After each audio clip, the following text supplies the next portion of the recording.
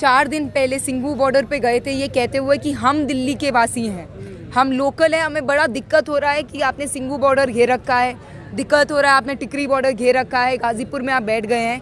हम उनको ये कहना चाहते हैं कि आप लोकल नहीं हैं, हम दिल्ली में रहते हैं, हम दिल्ली में पढ़ते हैं, दिल्ली में वकालत करते हैं, महिलाएं हैं यहाँ पर जो दिल्ली की हैं, शिक्षक है आज इसमें शामिल हुए थे। वो ये कहने के लिए आए हैं कि हमारे से ये देश चलता है, हमारे से ये शहर चलता है और हम अपने किसानों के साथ खड़े हैं, उनका वेलकम करते हैं, किसी को कहीं जाने की ज़रूरत नहीं है। और साथ ही में जब तक ये तीनों कृषि कानून वापस नहीं होते, हम उनको ये कहना चाहते हैं वो आंदोलन करें, हम उनके साथ हैं।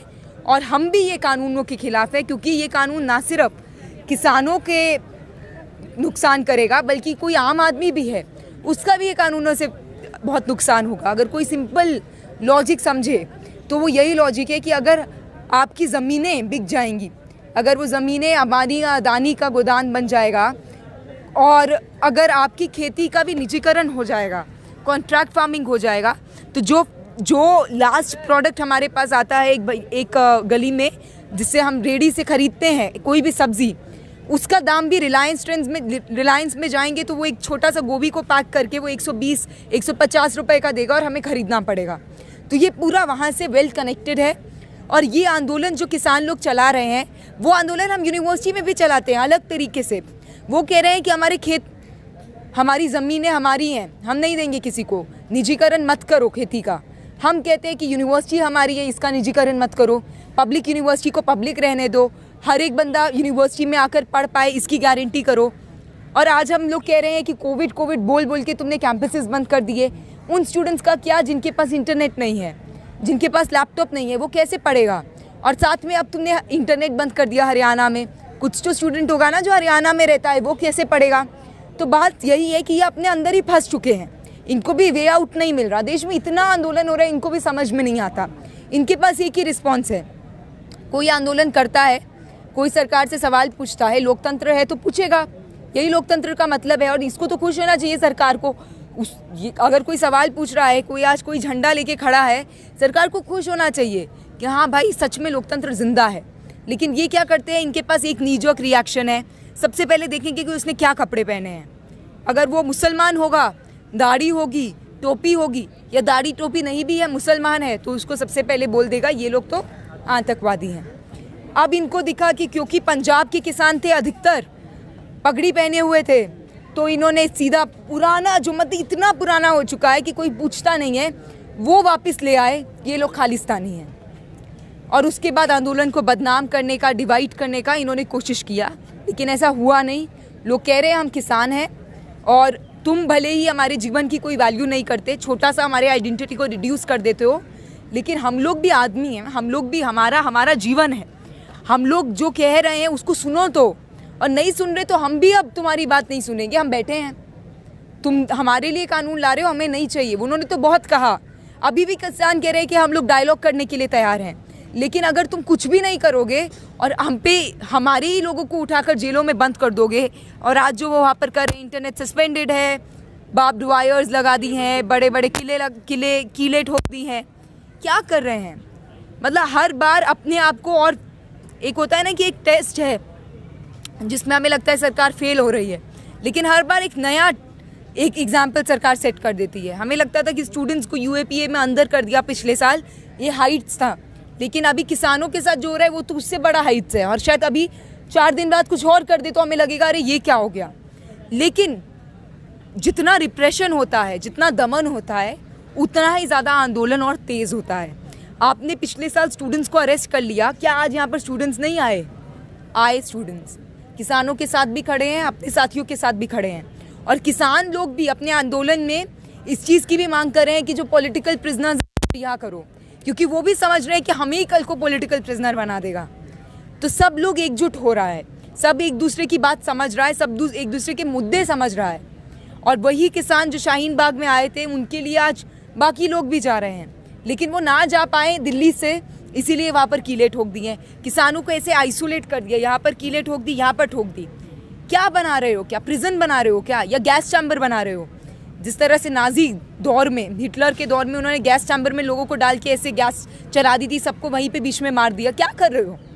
क्या मतलब बनता है इस सबका करने का? क्या मतलब बनता था हमको रोकने का? इतनी फोर्स को लगा के क्या मतलब था? जंग थोड़ी हो रही है हमारे और आपके बीच में। या तो ऐलान कर दो कि जंग है, इमरजेंसी है, लेकिन इमरजेंसी तो नहीं है, जंग तो नहीं है, हम तो अपनी आवाज़ उठा सकते हैं। तो अगर आवाज़ नहीं उठाने दे रहे तो जंग का ही माहौल रख रहे हैं। डंडे लेके क्या मतलब है? नॉर्मल थोड़ी है ये, नॉर्मलाइज हो गया है लेकिन नॉर्मल नहीं है ना, हम नॉर्मल होने नहीं देंगे, यही हम कहना चाहते हैं। अभी किसानों को फिर से आज जैसे एक बार तो इनके विधायक आतंकवादी बोलते हैं, आपने पाकिस्तान के ही आतंकवादी की बात की, आज फिर एक बार आतंकवादी बोला गया।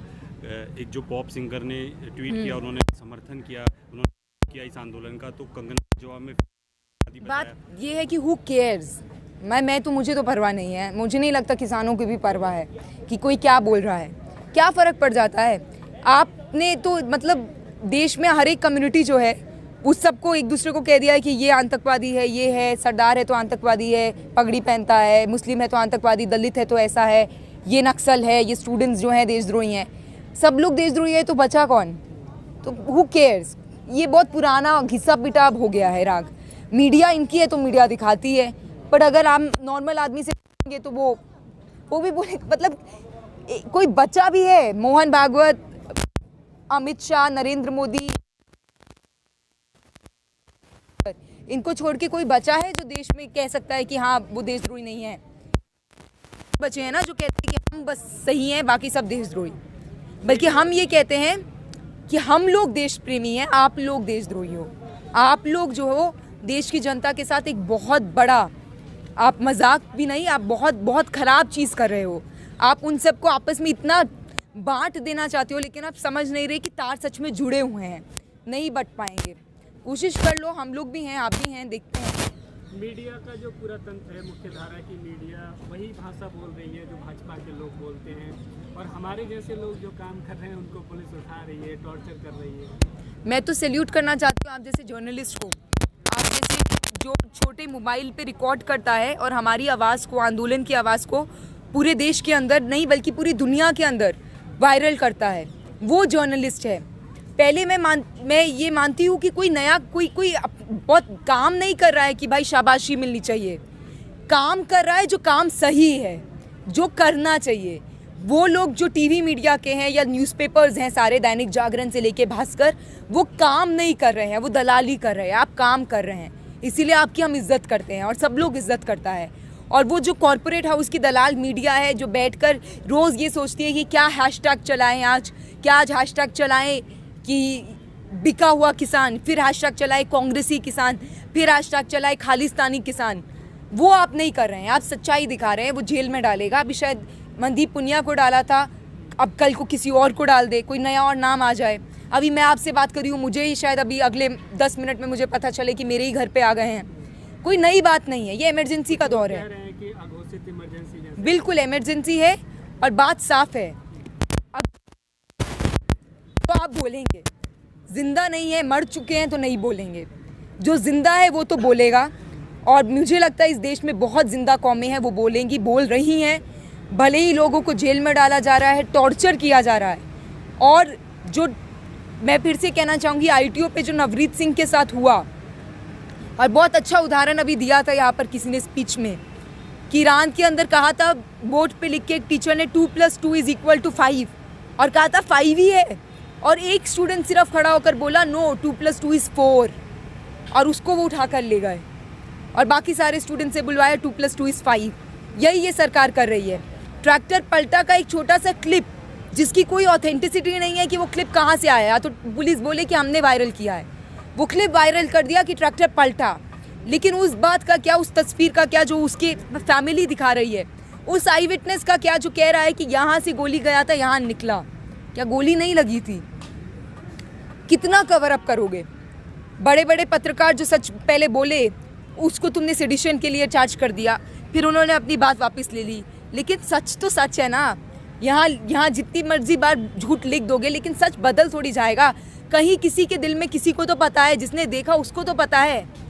कितनों को मारोगे, कोई नया खड़ा हो जाएगा, यही बात है।